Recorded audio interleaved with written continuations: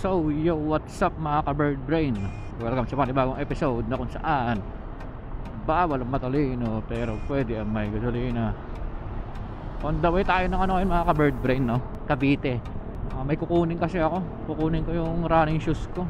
Nakalimutan ko nung nakaraang kunin yung running shoes ko. May marathon ako mamayang gabi mga ka-bird brain, may alas 12. So good luck sa akin kasi alam nyo kung bakit. Isang buwan na ako mahigit na hindi tumatakbo. Aray ko! Good luck talaga. Marathon to ka-bird brain. Hindi to 5K, hindi to 10K, hindi to 21K. Marathon to ka-bird brain. Aray ko po. Yung iba, it takes man para mag-prepare lang para dito. Ako naman, pahinga ng isang buwan. Sabay sabak. Sobrang busy kasi. Kaya nagmo-movie, nag-ano ng content, nag-edit. Pero pag na-finalize ko na, kasi hanggang ngayon kasi busy pa ako mag-ayos nitong mga setup ko. Kagaya ngayon, nakabili na ako actually ng intercom ko na pang passenger, which is si Freedcon FX Plus. So itong gamit ko nga is Cardo. Meron na akong Cardo mga ka-bird brain. Congrats! So yung FX Plus, so upon testing, goods naman siya as intercom 1:1.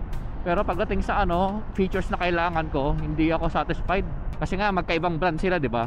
So medyo sila magkalaban pagdating sa features. So ang isang features kasi na gusto ko pwede ko i-share yung music sa passenger ko. So hindi ko ma-share sa Freedcon. Dapat same ako ng brand. Pagdating naman sa audio recording, hindi ko ma-record yung audio recording namin through app ni Edge. Although may way naman ako para ma-record through yung wireless microphone ko, pero balak ko sana kasi isang device na lang gagamitin ko, plug in play na lahat.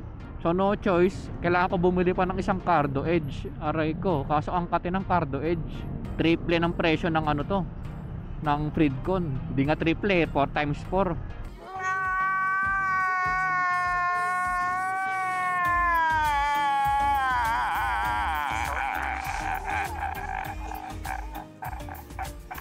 Kaya napapaisip tuloy ako, negative na nga tayo, gastos na naman. Aray ko po, para na makapagbigyan kayo ng magandang content.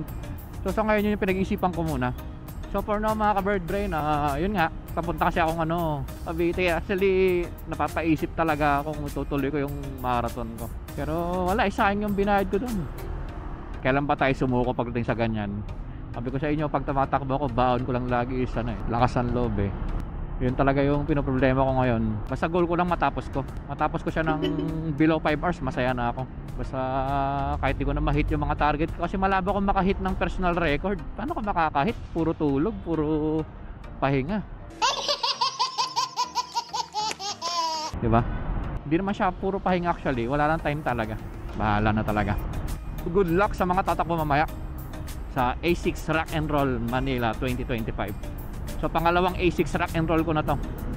Last year nag A6 Rock and Roll din ako eh. Pangalawa ko na ba to? Pangatlo? Pangalawa ba? Pangalawa pa lang yata. Nisip ko yung pangalawa, pangatlo na eh. Pero parang pangalawa pa lang. So sa mga kapwa ko ka-bird brain dyan, good luck sa atin. Yung actually maraming nag-back out. Alam nyo kung bakit? Naurong kasi yung schedule mga ka-bird brain. Usually kasi ang race going Sunday. Ngayon naurong Friday midnight going Saturday, di ba?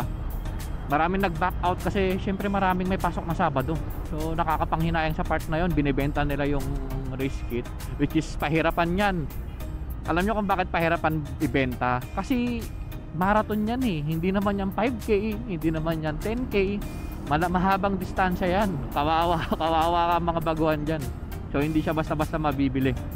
Kasi actually ako, before ahead of time, nag-try ako i-post. Kasi yun nga, alam kong 50-50 na ako. Kaya ko siya takbuhin. Kahit wala akong training, kaya ko takbuhin. Ang point ko dun is, alam mo yun, wala akong gana. Tinatamad ako kasi nga, alam mo yun, wala ako sa kondisyon eh. Kumbaga wala ako sa mood. Kasi nga puro ako, walang takbo. Pagdating sa takbuhan, kaya ko takbuhin yan. Kapag 50K ultra marathon nga ako na wala training, yung 42K pa kaya.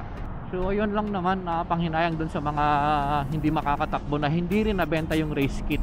Aray ko po, alam nyo kung magkano registration yan? Ang mahal yan. Times 3 yan ng usually na race event. Mahal siya. So ayun lang naman mga ka-bird brain, no? binigyan ko na ng quick update. So kita ko siya sa next episode at lagi yung tatandaan na hindi ka bobo, hindi ka tanga, at lalong hindi ka mangmang dahil ikaw isang bird brain.